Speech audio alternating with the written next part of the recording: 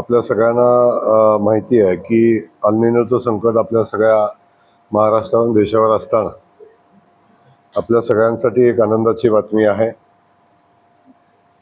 की उजनीच्या धरण क्षेत्रामध्ये पुणे जिल्ह्यामध्ये खूप चांगला पाऊस झालेला आहे।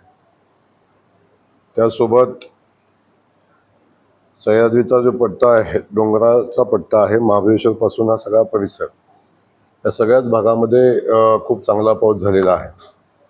आणि चांगला पावसाचा परिणाम म्हणून आपल्या सगळ्यांसाठी आनंदाची गोष्ट आहे की उजनी आता 97% भरलेला आहे। त्यामुळे खूप मोठं संकट जे सोलापूर जिल्हा आणि उजनीच्या लाभ क्षेत्रावर येणार होतं, ते संकट आता बऱ्यापैकी दूर झाले म्हणायला हरकत नाही।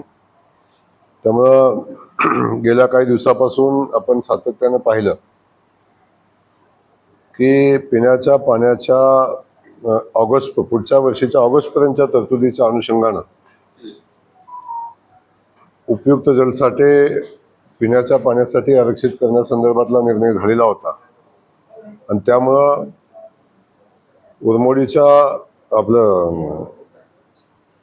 उजनीच्या धरण परिसरातील आणि नदीच्या बाजूच्या परिसरातील सगळ्या कृषीपंपाची वीज आपण पूर्वी 3 तास केली, पुन्हा आपण नंतर 5 तास केली आणि आज पासून ती वीज पूर्ववत करण्याचा निर्णय घेतलेला आहे।